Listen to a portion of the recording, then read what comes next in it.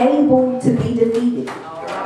And so tonight, I want to talk to you about being unstoppable. I glanced over at your overall thing, which is empowered to proclaim. And so if you've been empowered to proclaim, you ought to be unstoppable. And if you are unstoppable, you should be singing with some grace in your heart, because you realize that it's not by my might, it's not by my power, but it's by the Spirit of God that each of us are here on tonight. And I want to talk a little bit about the Apostle Paul. We're going to use Paul as our primary character on tonight. Paul is going to be our witness on tonight. And Paul was a great apostle. And prior to Paul's conversion down the Damascus road, Paul was known as Saul. And Saul, just by resume alone, was one of the chief of Pharisees. Paul had studied at the feet of Gamaliel. Paul was the elite of the elite. Paul began to declare in one of his writings, he said, I am a Pharisee of the Pharisees. He said, when it came to understanding and when it came to wisdom, nobody could beat my mind, because nobody had to tell me I was smart. I knew that I was smart. But when I became a man of God, when Saul was no longer Saul, and Saul became converted to Paul, I realized that all those things were counted as dung to me. All of those things were nothing to me, because I realized that my inability to do what I was doing was because God had another plan for me. So when Paul could no longer operate as Saul, then Paul began to realize, now I truly understand what it means to be unstoppable.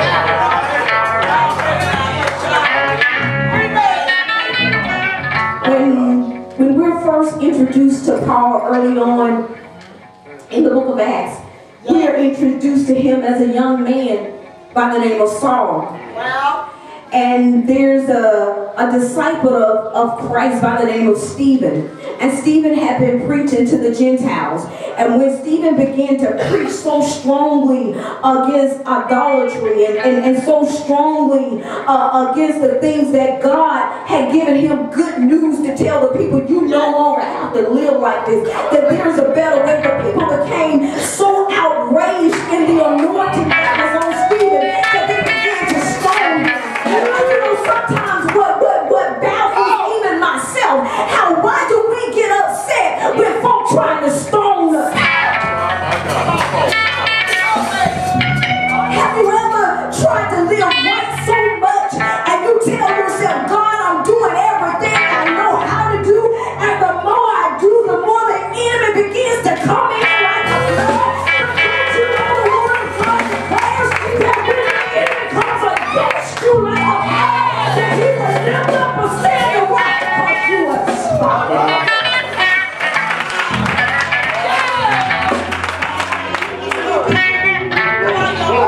And so the word of God lets us know, and if you push me too fast, I don't want to move. Because you're making me feel something, and you're taking me somewhere, but I want to give a point out first. I ain't telling you to stop your flow, but I'm just telling you to move with it.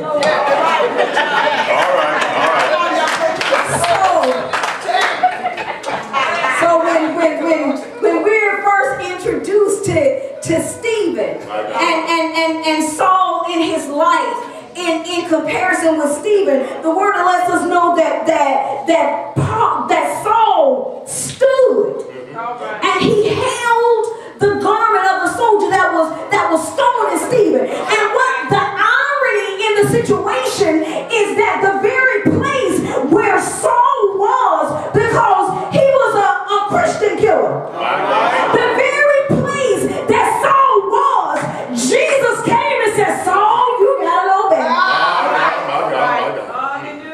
And the irony is, because many times when we get delivered, and we're so happy about our deliverance,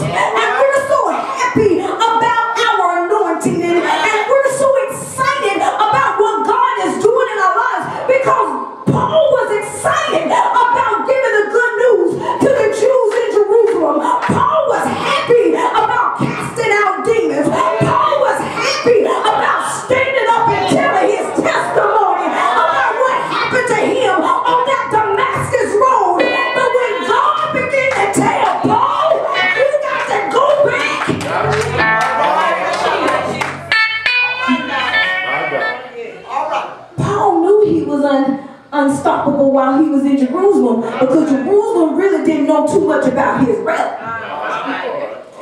And sometimes we do good when we're in a new place, and we think folk don't know where we've been. Sometimes we do all right because we're the new kid on the block. And it's all right being the new kid on the block, and you ain't got no background information on where I came from. But when God begin to declare, I'm going to put your pain on expose, and the very people that you slay, you don't have to preach to. Paul begin to bag it on up. But Paul had to realize that he was unstoppable. That's all right. And I venture you one better. Not only did God give Paul the power of invincibility, but Paul had to realize that the plan of God is unstoppable.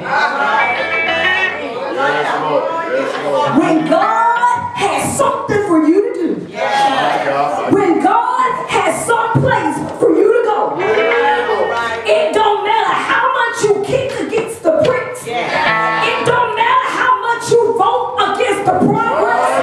It doesn't matter how much you name and say, I'm not going to do, but God is unstoppable. And God does not care who he has to use or what he has to do to get his program, because he said, I am good, and beside me there is no other. Because I'm unstoppable. You can't stop the plan of God. You may not like it, but you can't stop it.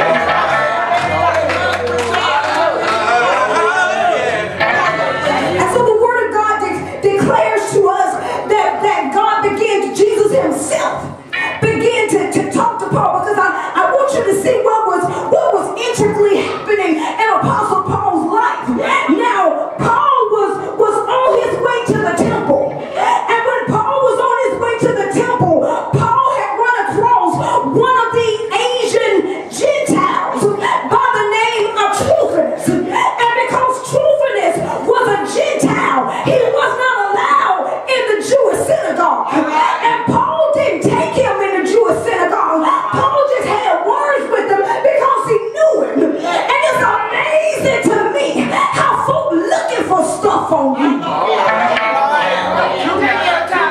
But don't you know that God can give you a message in the midst of your mess? Why? Because he's unstoppable. And so the word declares to me that because of Paul's connection to Trophimus, that two of the Jews decided that they were going to bring controversy against Paul. And so when Paul came out of the temple, now mind you, Paul had just been praying. Paul had been offering up praises unto God. And as soon as he left out of the church, the devil jumped all over him. Have you ever got out of the church and the devil got it? And we're not talking about Gentiles that were known as hellions. We're talking about Jews who should have been Christians.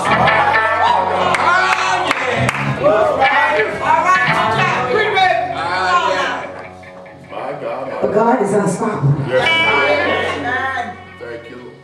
And so when it came out and they began to bring accusation and said, you took this man in the temple and he desecrated the temple. And it's amazing how folk trying to tell you what you're doing in the church ain't right. And so Paul wasn't even doing what they said he was doing. But Paul did not take down, because Paul knew that all things work together for the good of those that love the Lord. And Paul knew that he was unstoppable. What do you do when you don't have a clue what God has in store for you? What do you do? I stand still to him.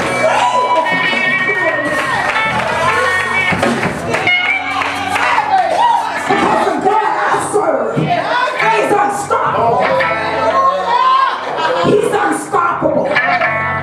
You can't stop the plan of God. I don't always agree with God's plan. I don't always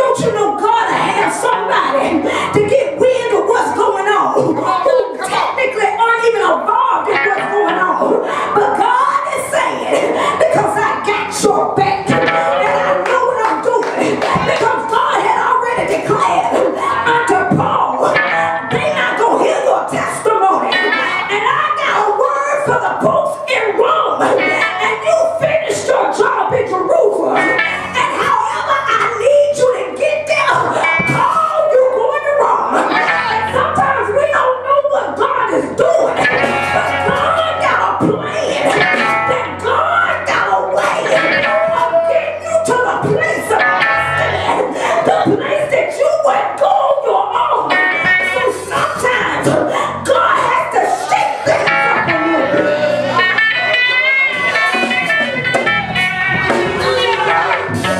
But he's unstoppable. He's unstoppable. And so Paul was in prison for 2 years under the Roman governor by the name of Felix. And Felix was a low-down, dirty guy. He was easy, but God was using